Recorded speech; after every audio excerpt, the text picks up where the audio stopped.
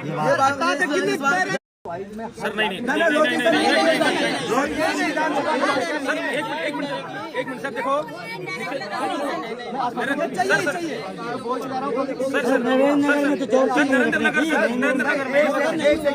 Radiologist आप ये हम जो है यहाँ ना सुनने के लिए नहीं बुलाए आपको इतने दूर से। आपकी जिम्मेदारी है यहाँ रेडियोलॉजिस्ट की व्यवस्था करवाना, यहाँ गाइनो की व्यवस्था करवाना, यहाँ पीडियाट्रिक की व्यवस्था करवाना। आप ना कहने के लिए थोड़ी बुला रखे यहाँ। सही है, निवेदन है। हमने कोई शिकायत नहीं थी आपसे, कोई शिकायत थी नहीं अभी वर्तमान में।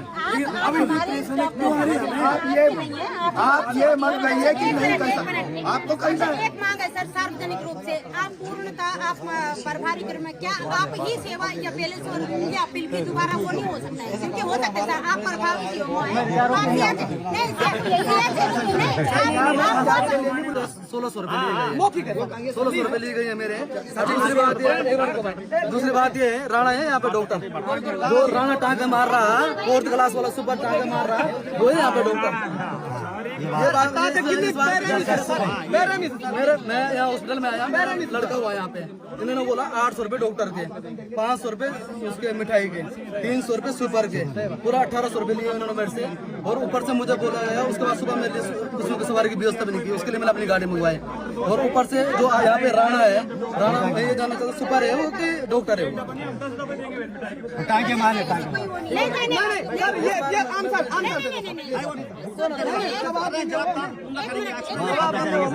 पता करने दो। 4 घंटे से आप ही की बात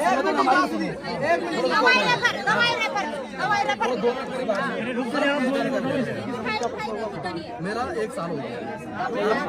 राणा जी क्या कर रहे हैं मैं आपको राणा जी क्या कर रहे हैं टांके मार रहे हैं।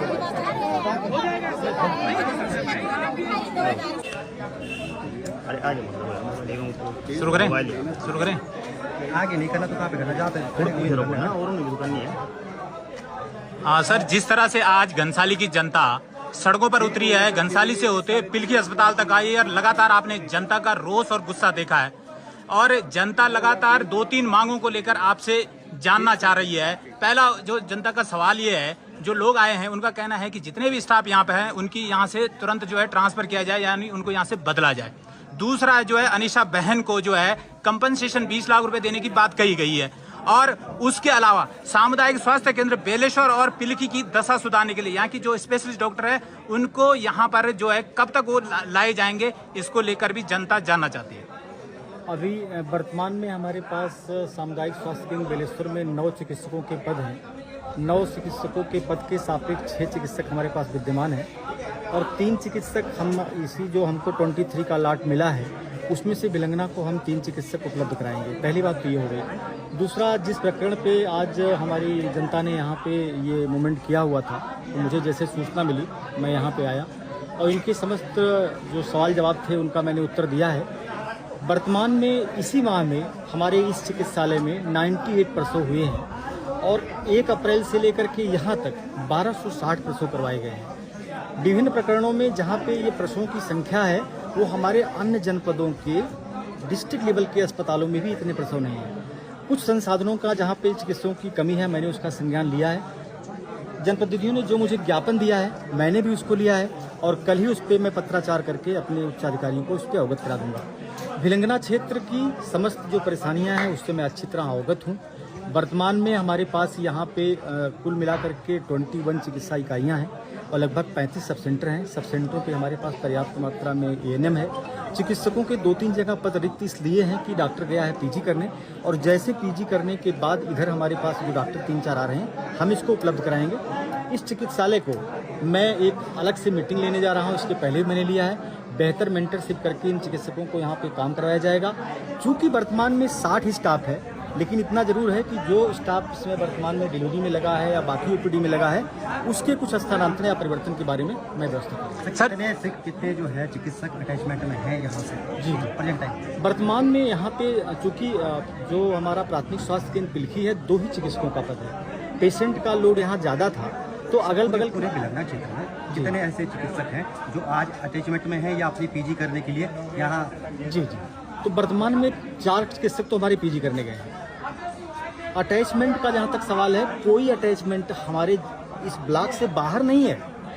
इतना है कि जैसे मान लीजिए ठेला में कोई डॉक्टर तैनात है तो वहाँ पे 6 दिनों में 3 दिन सेवाएं वहाँ 4 दिन दिया, 2 दिन हमने उसका यहाँ लिया, क्योंकि यहाँ पे व्यवस्थाएं हमें 24/7 देखनी पड़ रही हैं, क्योंकि यहाँ पे हमारा इस ब्लॉक का सबसे बड़ा अस्पताल हो जाता है, रेफरल भी हैं, इमरजेंसी भी हैं, बाकी चीज़ें भी हैं।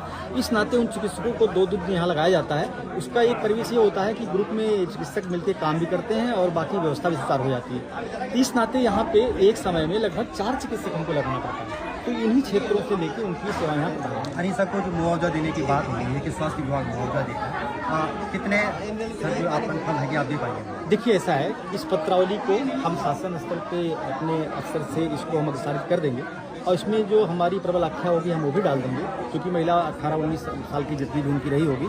लेकिन मैंने कहा ना कि जो केस हमारी अनीसा बेटी का या बहन का है वो 1 लाख की प्रसव की महिलाओं में 1 में DIC होता है।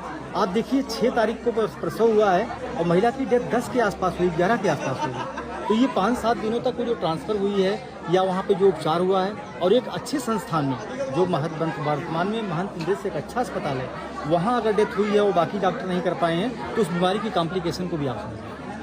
जी सर, दूसरी बात यह है कि अभी जो एक व्यक्ति ने आरोप भी लगाया है कि जब डिलीवरी होती है तब लोगों से पैसे वसूल हो जाते हैं, उसने बकायदा रकम भी बताई है, इस मुद्दे पर क्या कहना है? ये प्रकरण 1 साल पहले का बता रहे हैं, लेकिन इसका मैं विस्तृत जांच करवाऊंगा। अगर इसमें कोई दोषी परिलक्षित होता है तो उसके खिलाफ सख्त कार्रवाई करेंगे। सर, बेलेश्वर अस्पताल में मैंने आपको व्यक्तिगत फोन करके भी बताया था कि जो वहाँ पे डॉक्टर हैं वो दिन में अपनी PG की पढ़ाई करते रहते हैं, तो ऐसे डॉक्टरों को क्यों भेजा जा रहा है सर जो जिनको PG करनी है? क्या ये PG का रिसर्च सेंटर है बेलेश्वर अस्पताल? नहीं, देखिए ऐसा है कि वर्तमान में चिकित्सक जब पेशेंट देखने OPD में बैठते हैं तो उनके पास बुक वगैरह होती है, तो जब मरीज आता है तो बाकी सेवाएं उनको प्रदान होती हैं। अगर मान लीजिए उसमें पेशेंट नहीं है कोई या पेशेंट के बारे में कोई चीज़ देखी जाती है तो दिखवाते हैं, लेकिन इतना हमने जरूर कर दिया है कि OPD के समय या जब पेशेंट होगा तो उसमें डॉक्टर तो पढ़ाई करता नहीं, उसमें तो सेवाएं देता ही मिलेगा। सर वो तो ड्यूटी पे नहीं थे, जो मुद्दा है वो अभी भी नहीं रहते हैं ड्यूटी पे, एक ही वहाँ बैठता है। अब वर्तमान में हमने ये आदेशित किया है कि आपके CSC बेलेश्वर के साथ साथ जनपद के समस्त जितने भी CSC हैं वहाँ पैरेलल 2-2